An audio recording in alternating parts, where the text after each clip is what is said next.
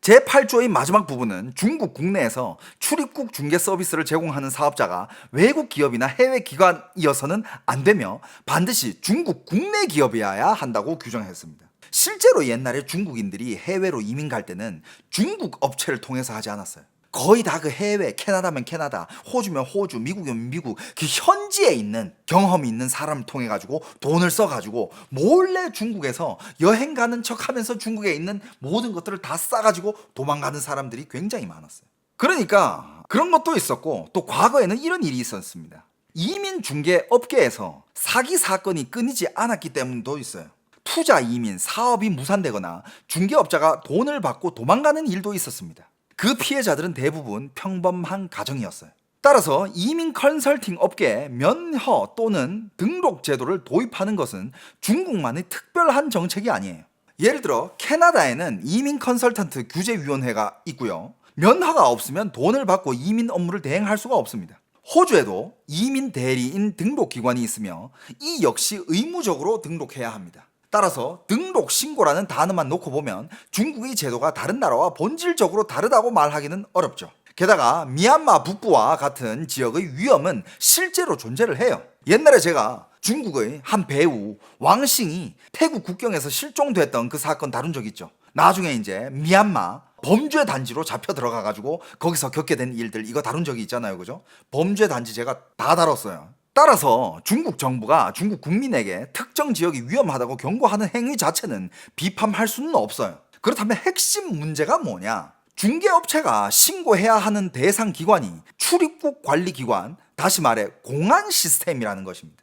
벌금 부과, 영업 정지, 공개 통보, 면허 취소 등의 모든 권한을 공안부, 공안부 산하 출입국 관리기관이 행사하게 됩니다. 정말 소비자를 보호하기 위한 면허 제도라면 주 부처는 시장 감독 관리 기관이어야 하는 거죠. 그죠? 하지만 중국에서는 공안 기관이 주 부처가 됩니다. 이 문제를 가장 잘 보여주는 내용이 제10조 마지막 부분에 공무원이나 군 관계자 등이 외국 국적 해외 영주권, 해외 체류증 또는 기타 출국 관련 증명서의 발급을 중개업체에 의뢰할 경우 중개업체는 해당 업무를 처리해서는 안 되며 즉시 감찰기관 등에 보고해야 한다고 규정했습니다. 그러니까 중국에서 공무원이나 군 관계자 이런 사람들이 갑자기 뭐 해외를 가려고 해가지고 관련 증명서를 발급받을 때는 그건 먼저 처리해주면 안 되고 바로 경찰에 신고해라 이거야. 이것도 어떻게 보면 중국이 사람이 사람을 감시하고 검열하는 그런 시스템을 한층 더 업그레이드 시킨 거죠. 이렇게 되면 뭘 의미하느냐? 중국 전역의 모든 이민 중개 업체를 정부의 눈과 귀로 만들어 국민 한 사람 한 사람을 감시하겠다라는 그런 뜻이에요. 출국하는 사람, 출국하려고 상담받은 사람, 출국할 마음이 있는 사람까지 출국 상담을 받았다는 것 자체가 출국할 마음이 있나? 이 상담 기록, 위록 통보하면 이 사람이 출국을 하고 싶어 하네? 이유가 뭐지? 그러면 이제 다 기록에 남는 거지. 공무원들에게 여권을 제출하도록 하는 제도 자체는 새로운 일은 아니에요. 2003년부터 중국에는 중고위급 간부의 해외 출국을 관리하는 제도가 이미 있었습니다. 23년 전이죠, 그죠? 2010년대 중반부터는 이 제도가 공립학교 교사들까지 확대가 됐어요. 그러니까 자기 여권을 자기가 가지고 있으면 안 되고 그 위에 맡겨놔야 되는 거야. 자기가 속해 있는 단체의 위 간부들한테. 근데 그 이후 적용 범위가 계속 확대가 됐죠. 영국 파이낸셜 타임즈는 2024년 10월 관련 실태를 조사했습니다. 중국 국영기관 직원 10여 명을 인터뷰하고 6개 도시 교육국이 발표한 통지문을 확인한 결과 초, 중, 고교와 대학 교직원, 지방정부 공무원, 국유기업 직원까지 여권 집중 보관 제도에 포함된 것으로 나타나 있습니다. 이들이 제출해야 하는 것은 공무용 여권만이 아닙니다. 개인적인 용도로 발급받은 일반 여권까지 모두 제출해야 돼요. 그러니까 중국의 일부 사람들은 즉 자기가 자기 여권을 가지고 있을 자격이 없어요. 그런 권리가 없어. 여권이 뺏기고 감시당해야 돼요. 이런 일은 자유민주주의 국가에서는 상상도 하기 어려운 일이에요. 여러분들 오늘날 갑자기 어디 출입국 관리소 어디 공무원이 와가지고 여권 제출하세요. 이거 여권 가지고 있으면 안 돼요. 왜요? 이유가 뭐냐고. 난리 날걸? 그럼 말 같지도 않은 소리를 어디서? 근데 중국은 가능합니다. 그리고 이런 일들은 과거에는 공산당의 규율이나 소속 기관의 내부 관리 차원에서 이루어지던 일이었는데, 그러나 이제는 민간 기업까지 구속하고 국민의 자유를 침해하는 공식적인 정부 행위로 바뀌었습니다.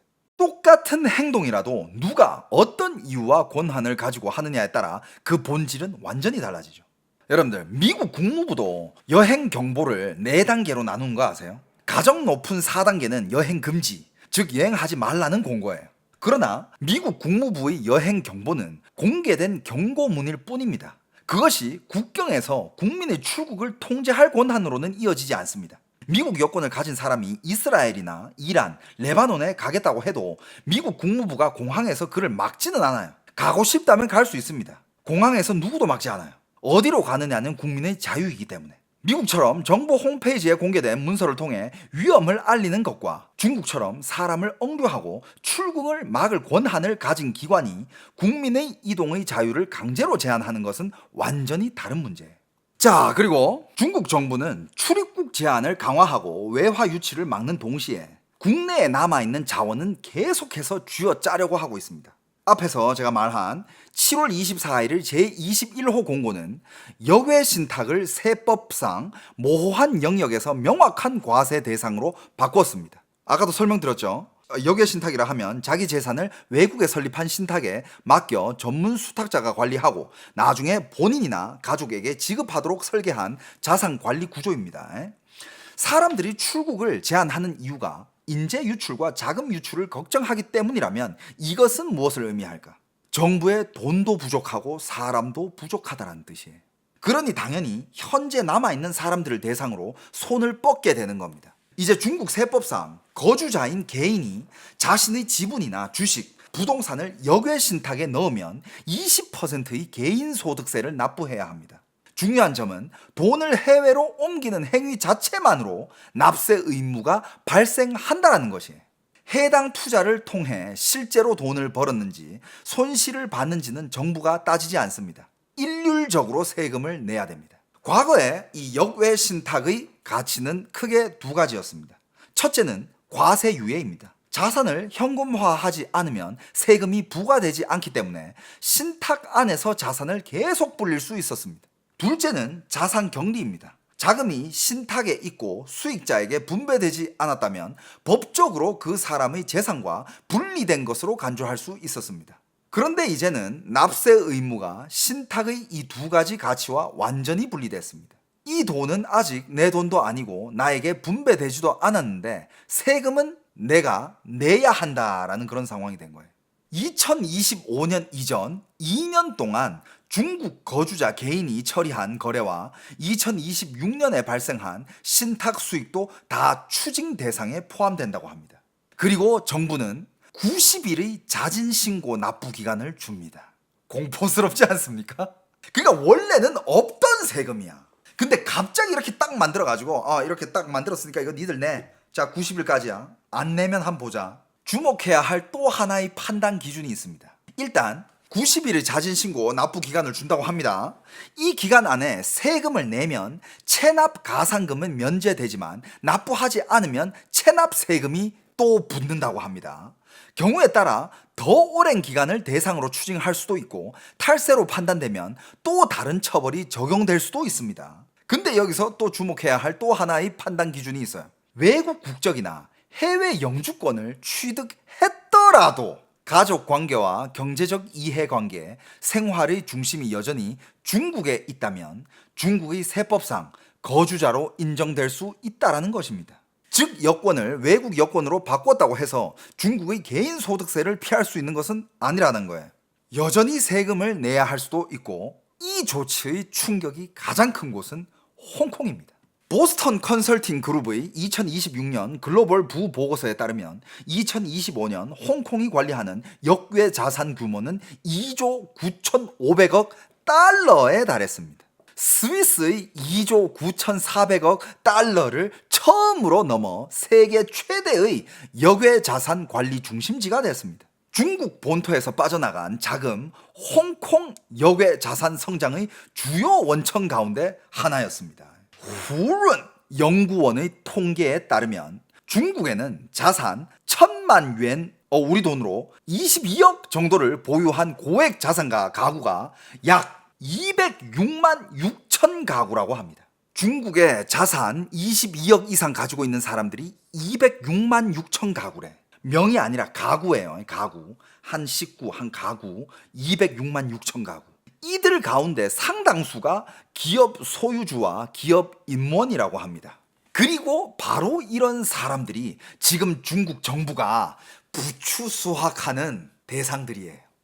지금 중국 정부는 요 206만 명한테 칼을 들었습니다. 자, 니들 많이 컸다. 수확하자. 이번 규정에 대한 가장 날카로운 비판은 중국 국내의 세무 전문 변호사들로부터 나오고 있다고 합니다. 중국의 세무규범성 문서재정관리방법 제13조에는 명확한 규정이 있습니다. 세무규범성 문서는 과거의 행위에 소급 적용할 수 없으며 행정 상대방의 권리와 이익을 더 잘 보호하기 위한 경우에만 예외적으로 소급할 수 있다는 것입니다. 그렇다면 현재 중국 정부의 조치는 스스로 만든 규정을 정면으로 부정하는 것이 됩니다. 하지만 정부가 이미 체면도 염치도 신경 쓰지 않는 단계에 들어갔다면 과거의 자신을 부정하는 일도 개의치 않게 되겠죠. 개인뿐만 아니라 기업을 대상으로도 같은 일이 벌어지고 있습니다. 자, 중국证券时报 증권시보의 불완전 통계에 따르면 올해 7월 2일까지 최소 108개 중국의 A주 상장사가 세금 추징 관련 공고를 발표했습니다. 전체 추징액은 96억 4,100만 yuan, 우리 돈으로 약 2조 552억 원입니다. 회사 수와 추징 액수 모두 이미 2025년 한 해 전체 규모를 뛰어넘었습니다. 그 중에서도 유명한 베이다 방정 그룹이라고 있어요. 베이다 방정 그룹은 세무당국으로부터 2021년부터 2025년까지의 법인소득세와 체납 가상금 등 총 14억 yuan, 우리 돈 약 2,985억 원을 납부하라는 통보를 받았습니다. 개인과 기업들 상대로 쌍끌이로 털고 있습니다. 그러니까 야, 얘네들은 그냥 뭐 걷었다 하면 조단위야. 야, 조단위가 무슨 애 이름 같아. 그러니까 공산주의가 이런 거예요. 정부가 돈이 필요하다. 그럼 그냥 국민들한테서 털어가는 거야.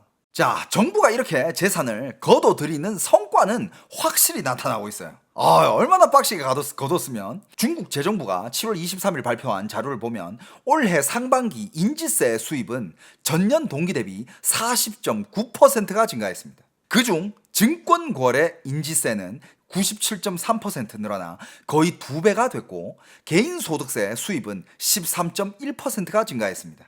하지만 같은 자료에서 부동산 취득세는 14.7%가 감소했고 토지 부가 가치세는 15.3%가 감소했습니다. 국내 소비세도 1.4%가 줄었어요. 이것이 무엇을 의미합니까? 다른 부문에서 발생한 두 자릿수 감소를 증권거래 인지세의 2배 증가로 메우고 있다는 뜻입니다. 부동산이 팔리지 않고 소비세 수입도 줄어들었습니다. 사람들에게 소비할 돈이 없다라는 거죠. 사람들은 소비를 하지 않고 특히 소비세가 부과되는 담배와 술, 석유 제품, 자동차를 구매하는 사람도 줄고 있습니다. 그런데도 재정 수입이 증가한 것은 전적으로 자산 거래에 의존한 결과입니다. 실물 소비는 여전히 살아나지 않고 있습니다. 경제가 살아나지 않을수록 정부 체제를 유지하는 데 필요한 돈을 다른 곳에서 더 강하게 긁어 모아야 됩니다. 즉 누구? 중국의 부자들. 이건 개인이죠. 그 다음에 중국의 잘 나가는 기업들. 상장사들이죠. 거기서 계속 빵꾸난 세금들을 계속 털어오는 겁니다. 그 털리는 사람들은 자기가 왜 이 돈을 내야 되는지도 몰라요. 그러면 정부에서는 이런 법이 있어. 대충 명분을 만듭니다. 특히 중국 지방정부가 의존해온 토지 사용권 매각 수입. 그러니까 옛날에 중국의 부동산 호황일 때는 부동산을 미친 듯이 개발했잖아. 개발하면 뭐가 필요해요? 땅이 필요하잖아. 근데 그 땅을 쓰기 위해서는 정부한테 돈을 내야 됐어. 그 매각 수입이 어마어마했는데 그 매각 수입도 전년보다 17.7%가 감소했습니다, 여러분들. 어마어마한 감소죠. 2022년 이후 4년 연속 두 자릿수 감소가 계속 유지되고 있습니다. 2021년의 최고치인 8조 7천억 위엔, 우리 돈으로 1855조 원과 비교하면 4년 만에 4조 6천억 위엔, 약 981조 원이 사라진 겁니다. 1855조였는데 981조 원이 날아갔어요. 이 돈이 정도의 규모가 어느 정도냐면 2024년 중국의 전국 일반 공공예산 수입은 21조 9,700억 위엔, 우리 돈으로 약 4,684조 원이었어요. 사라진 토지 사용권 매각 수입이 중국 전국 재정의 1년 총수입 가운데 거의 25%에 해당하는 규모라는 것입니다. 이렇게 사라진 토지 재정은 수십 년 동안 중국 지방정부를 먹여 살렸습니다. 그런데 지출은 전혀 줄일 수 없죠. 공무원 급여와 사회보장, 의료보험, 부채이자 가운데 단 한 푼도 쉽게 줄일 수는 없습니다. 올해 상반기에만 부채 이자로만 중국은 6,991억 위엔, 우리 돈으로 약 149조 원을 사용했어요. 전년 동기 대비 4.5%가 증가한 금액입니다. 이런 말이 있어요. 어떤 정권의 진짜 상태를 알고 싶다면 어디에서 돈을 가져오는지, 얼마나 가져오는지, 어떤 방식으로 가져오는지, 그리고 그 돈을 어디에 사용하는지를 봐야 됩니다. 이것이 정부가 무슨 말을 하고 무엇을 선전하는지를 보는 것보다 훨씬 정확하고 중요합니다. 모든 조세 체계의 일상적인 운영은 절대 다수 국민의 자발적인 협조를 바탕으로 합니다. 강제 집행은 일부 예외적인 영역에서만 작동을 합니다. 국민 한 사람 한 사람과 기업 하나하나를 전부 조사하려면 어느 국가도 감당할 수 없을 만큼 많은 비용이 들기 때문이죠.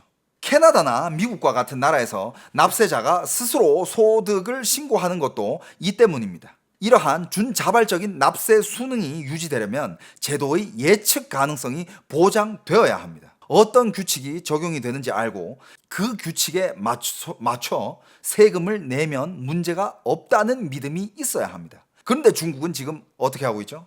과거 5년을 거슬러 올라가서 조사를 하고 있습니다. 이거는 진짜 말 그대로 타겟팅을 하고 세무조사를 할 때만 이렇게 몇 년까지 막 조사하는 거잖아. 근데 지금 중국은 모든 상대들을 상위 몇 프로에 있는 부자들과 부자 기업들, 대대적으로 아직 조사를 받지 않은 기업들은 이제 이 기사를 본 뒤에, 이 조치가 나온 뒤에는 이제 각자 계산기를 두드리겠죠. 5년 동안의 세금 얼마나 더 내야 되는 거야? 막 이러면서. 그러니까 이 조사 대상이, 여러분들 조사를 하려면 원래 몇 년 동안 세금을 아예 안 냈거나 체납을 하면 그때는 조사 들어가가지고 몇 년 동안의 세금을 막 다 추징해버려. 근데 지금 중국이 조사하려는 대상은 매년마다 성실하게 다 세금 신고를 했어. 그리고 세금도 냈어. 그런 사람들을 아울러 가지고 한 번 더 걷겠다는 거야. 그러니까 한국도 이런 세금 추징을 하러 가잖아요. 그 세금 조사 팀이 있잖아요. 그죠? 보면 이제 진짜 오랫동안 악질의 채무 세금 체납자들 악질들 있잖아. 그런 사람들을 막 가서 이제 사람들이 가서 조사하고 집에 돈 얼마 있는지 보고 현금 찾고 막 이런 거 하잖아요. 근데 그건 진짜 말 그대로 악질의 체납자들 대상이고. 근데 중국은 그냥 상위 몇 프로의 부자들, 상위 몇 프로의 기업들 싹 다. 왜? 돈이 없으니까. 돈이 없으니까 내다가 니들 좀 약탈해야 되겠다. 재정 압박 때문에 정부는 과거의 세금을 추징을 하죠. 근데 이렇게 되면 어떻게 됩니까? 부작용으로는 추징을 강화할수록 자산은 어떻게 된다? 해외로 빠져나가려고 하죠. 그러면 정부는 어떻게 하냐고요? 해외로 빠져나가려고 한다고? 그렇다면 사람의 출입국 자체를 통제해버리자. 하지만 여러분들, 중국을 조금이라도 중국 내부의 사정을 좀 아시거나 중국을 오랫동안 오가면서 중국에서 사업하신 분들은 아실 거예요. 중국의 현실은요, 진짜 부자들은 이미 10여 년 전부터 돈을 해외로 옮기기 시작을 했습니다. 홍콩과 싱가포르, 유럽과 미국은 물론이고 각종 조세 회피처의 섬나라까지 자산을 끊임없이 이전을 했습니다. 반면 진짜 가난한 사람들은 이번 조치의 사정거리 안에도 들어오지 않습니다. 중국의 대부분 인구가 그래. 지금 이런 법들, 중국의 빈곤층이 6억 명인데 그 사람들한테는 이 법이 있든 말든 그 사람들이랑 상관이 없어요. 중국은 여권조차도 없는 사람들이 엄청 많습니다. 결국 새로운 이런 새로운 이런 뒤통수를 맞게 되는 사람들은 중소기업 경영자와 체제 내부의 공공기관 종사자들, 그러니까 좀 어느 정도 사는 사람인 거죠. 아까 그것까지 조사했대잖아. 중국에서 21억 이상 자산을 가지고 있는 사람들이 몇 명? 206만 명이라고. 그 사람들이 이제 집중 털리는 대상이 되겠죠. 그죠? 중소기업의 경영자들은 해외에서 사업하거나 자산을 이전하려고 하지만 앞으로는 더욱 어려워질 가능성이 큽니다. 공무원과 공공기관 종사자들은 이제 이민중개 업체가 법에 따라 어떠한 출국 관련 업무도 처리해주지 않게 됩니다.